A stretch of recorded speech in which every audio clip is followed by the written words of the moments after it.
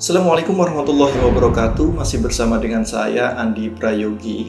Mungkin saya belum termasuk kategori YouTuber menengah ke atas, tapi saya yakini ketika saya mencari sebuah ide dalam membuat sebuah konten, maka saya kira perlu menjadi pertimbangan bagi para YouTuber pemula ketika dalam kondisi kebingungan saat mencari atau membuat konten baru.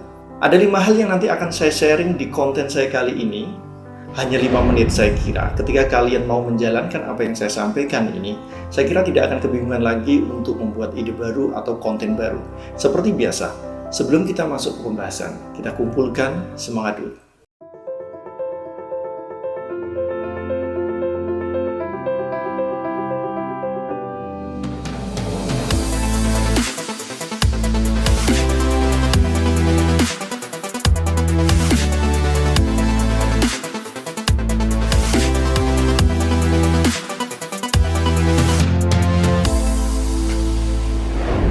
Yang pertama, kembangkan konten sendiri yang trafficnya lagi tinggi. Buka HP atau buka laptop, kemudian lihat dan pelajarilah di bagian analitik grafik konten kita selama 48 jam terakhir. Cari konten yang trennya lagi naik atau trafficnya lagi tinggi. Dari situ kita akan coba mengembangkan yang sejenis dengan konten tersebut. Atau bisa juga kita membuat konten lanjutan. Nantinya jika kalian sudah terbiasa dengan metode ini, saya yakin pasti akan cepat menemukan ide baru. Ide yang tidak asal buat tapi tetap memperhatikan kualitas dan dari sisi kebermanfaatan. Yang kedua, mempelajari konten orang lain yang viewernya tinggi. Cara ini juga sangat jitu dan cepat untuk menemukan sebuah ide. Kita search saja di YouTube dengan keyword yang sesuai dengan konten kita. Nanti akan muncul beberapa konten orang lain yang viewernya tinggi. Dari situlah kita bisa kembangkan menurut versi kita dan keilmuan kita. Tidak perlu meniru atau menjiplak, hadirkan dari perspektif kalian sendiri dan cara penyampaiannya khas kalian sendiri. Semua hanya perlu kebiasaan. Yang ketiga, relax. Percaya atau tidak, ketika kita sibuk atau lagi ada masalah, maka hal itu akan sedikit menghambat untuk mencari ide. Ketika kita paksakan, maka hasilnya juga tidak akan maksimal. Relax adalah hal yang sangat penting. Ketika kita relax, maka kadang secara tidak sadar, ide-ide akan mulai muncul di benak kita.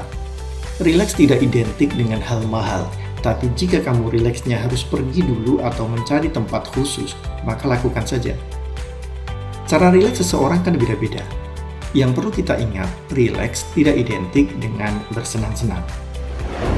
Yang keempat, berimajinasi. Nyambung dengan poin 4 tadi, biasanya setelah relax, menyendiri, maka kalian tinggal mulai berimajinasi untuk menemukan sebuah konten. Keluarkan semua imajinasi kalian sesuai dengan konsep channel kalian, dan catatlah. Semua yang muncul, catat saja dulu. Kadang kalau tidak kita catat, besoknya akan hilang dan tidak mudah untuk kita ingat lagi. Mencatat tidak harus detail, itu bisa kita kembangkan lagi di lain waktu. Yang penting, ide-idenya sudah bisa kita tangkap. Tapi perlu kita ingat juga ya, berimajinasi sebuah ide itu tidak sama dengan melamun. Yang terakhir, yang kelima, belajar. Poin ini menjadi penting dan saya taruh di poin terakhir. Saat kalian rileks kemudian berimajinasi, tanpa kalian belajar, maka kalian akan sulit mengembangkannya. Kadang apa yang kita pikirkan itu tidak semua kita kuasai. Kita perlu belajar banyak hal yang menjadikan konten itu tidak menyesatkan.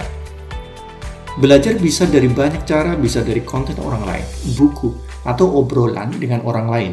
Atau juga bisa dengan pengalaman empirik kita sendiri. Jangan lelah untuk belajar dan jangan cepat berpuas diri. Demikian sharing yang bisa saya sampaikan. Semoga bermanfaat bagi kalian para YouTuber pemula. Terima kasih. Assalamualaikum warahmatullahi wabarakatuh.